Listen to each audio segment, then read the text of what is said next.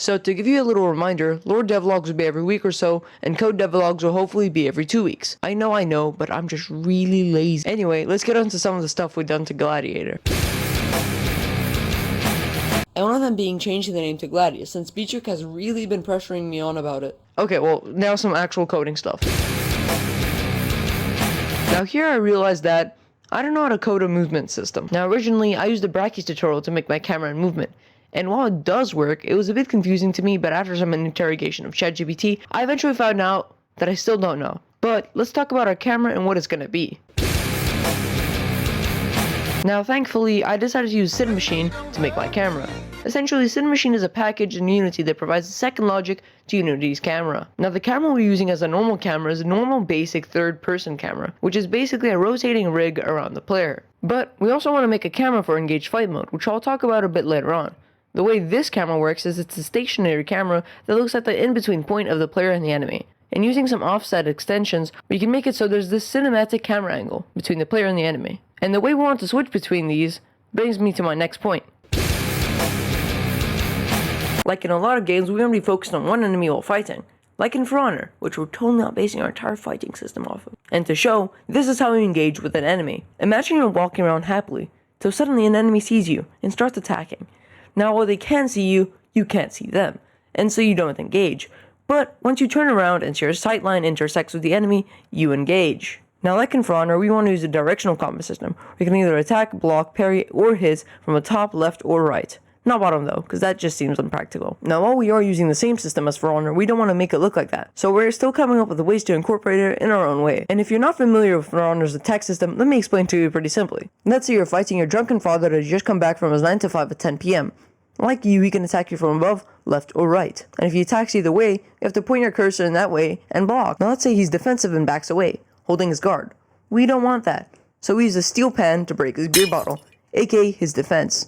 Now realistically in our game, instead of his defense breaking entirely, he would actually be staggered just a little bit. But this is just an example. And during this stagger, you have a brief moment to attack him before you can block again. Now let's say he attacks you this time, but you want to attack him right after. So you point in his attack direction, which we will indicate somehow, and parry. A parry allows a stagger instead of a rebound. Now while you could block instead, a stagger allows you to deal a quicker and better chance of damage. And maybe after a couple hits, you finally kill your dad, and you could maybe finish him off with a cool finisher, and then like you could, I don't know, floss or something. That was a joke, we're not adding emo. Now while that was confusing, this is only one part of the combat which we still have tons more to explain. And although this seems like a lot of progress, we haven't actually implemented anything right now. Only the camera switching mechanic, which is a bit glitchy. Oh yeah, and by the way, I'm not gonna do any of that stuff.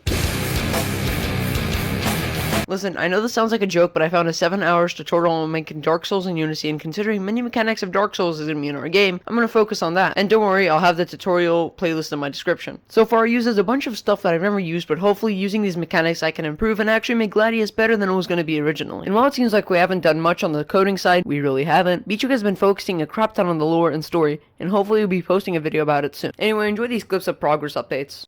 So, now ignore that it's this weird ass guy, but look what I did. Apparently, to make these smooth animations, there's like this graph thing, and then look.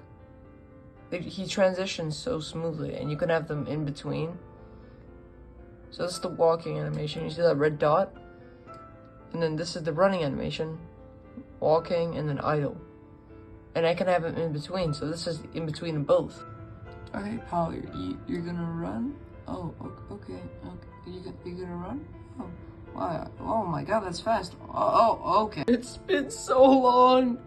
Why is it accelerating at hyper speeds? What? Doing some important work here.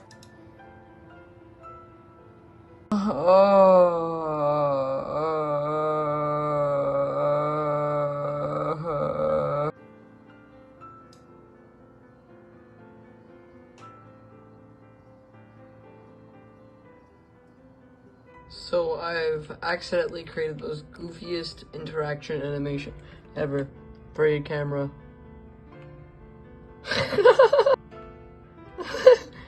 And I don't know why it does this. Right? What's okay, so it's 11:26 p.m. But I finally got something working. and it snaps to action camera mode. Wow. And if I step out, it snaps back to normal mode.